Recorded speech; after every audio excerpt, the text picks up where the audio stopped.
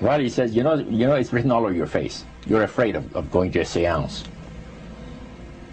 But he says, I know you. He says, you're going to come. And then he started to tell me how brave I was when I was aboard ship, you know, different things. He says, you're not the same man, you're changed. You're chicken.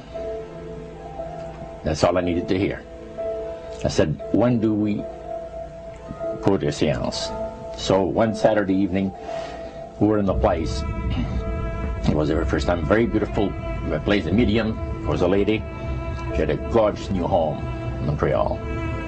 And there were about 20 invited guests there, which I was one of them.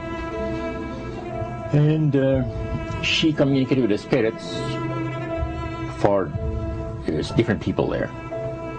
And telling them what the spirit said. One man said, I would like to talk to my friend that died 6 months ago. But I don't want him to appear. Just want to talk to him. Because he says, I don't trust you talking to my friend for me. So the medium says, let me inquire of the spirit. Yeah, the spirit will talk with you. And that big masculine voice was heard in the place. It says, hi Frank, it's nice of you to ask for me to talk with you. And they had a little chat.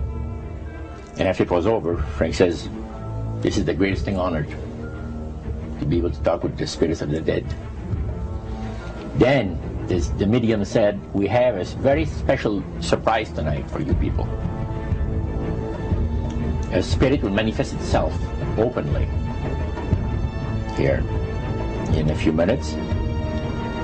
And it's like a big gust of wind hit the building.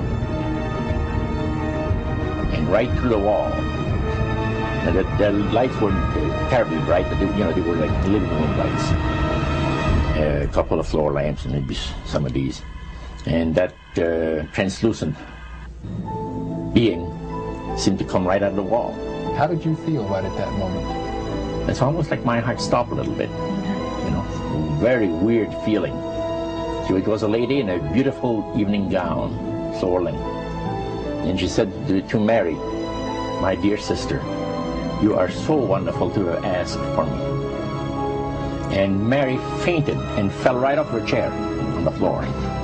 And a couple of guys jumped up and picked her up, and it's gone. That was the beginning of it. That's how you got into it. Yeah, that's how we got into it. After a while, you see, there's something interesting about the human mind. You can adjust an awful lot of stuff. You can adjust to a lot of things that would terrify you to begin with. After a while, they become common and ordinary. So you mean contact with the supernatural can become commonplace and ordinary and doesn't bother anybody? Yeah. In other words, the more that you do it, you're not uncomfortable. That's right. It's just not an uneasy feeling. Yeah. So how did you feel about it? Then I got into a secret society that worshiped the spirits, you see. Well, now how is that different from the seance, Roger? It happens that the seance are not involving in many ways. But when you get into a secret society of spirit worshippers, then, and especially when you're invited there by the direction of the higher ups in the spirit world, you never get out of there alive.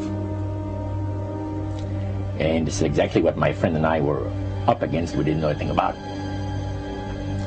And there was a very, very popular big band leader. Jazz musician. Band, yeah, very famous. And one night we went to one of these seances, and he was with his wife. So Roger, you're at this restaurant. What happened? We sat there, and we had our favorite alcoholic beverages, you know. And as we talked, the band leader says, he says, I want power. I go right to the source of power. And he says, how do you think that I became famous the way that I am? Well, I said, you must have had some good luck. Well, he says, there's no such thing as good luck. He says, there's either some power working for you somewhere, or you don't get ahead in this world. Not in my type of occupation. So it went from there. We got talking about spirit worship. Did it intrigue you? Or did it make you want to find out more about what exactly he was talking about? Yeah. So he said the supposed spirits of the dead that you're talking with are demon spirits. They're fallen angels. They're beautiful beings. Just set it out, just like that. Yeah. It didn't make you uneasy when he said they were... Well, it shocked you a little bit, something that you first hear mentioned to you. He said, you guys have got a great future ahead of you. Because we've been told, the high priest of our society, secret society, has been told that the master has very special plans for you too. Now, what did he mean by the master? Satan. And we were interested to hear more about it. And he told us, he says, look, we worship spirits. We worship Lucifer and all his angels. They're just as beautiful as they did before they were cast out of heaven. He says there was a misunderstanding in the whole thing. He says among the inhabitants of the galaxies. And he says our master was misunderstood. And God did not bear with him like he does with people that make mistakes today. So we're in a warfare, good against evil. And we happen to be the evil ones, but we're not that bad. He says, I look at this business between the forces of good and evil. He says, you believe in one person believes in God, and everyone believes in Lucifer. It's like politics. So the great controversy is real. And you've heard someone talk about it that's on the other side. And to these people, they are sold to the fact that Christ will not return to this planet with power and great glory. He's going to abdicate all claims to the planet. Because the high priest once said that Christ will abdicate all claims to the planet because he knows that it is lawfully and rightfully Satan's. And at that time he says, so the priest says, well now, he says, for those of you that are new, let me tell you that this is the most feasible way, he says, to please the spirits.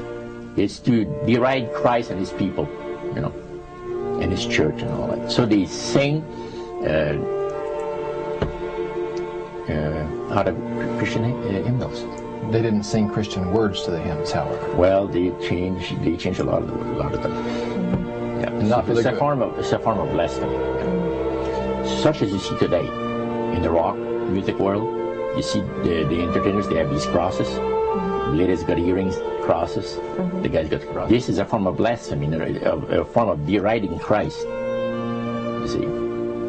Spirits cause the people to do that, to find pleasure in wearing this type of emblem, which is the cross is the emblem of the crucifixion of Christ for the Christians.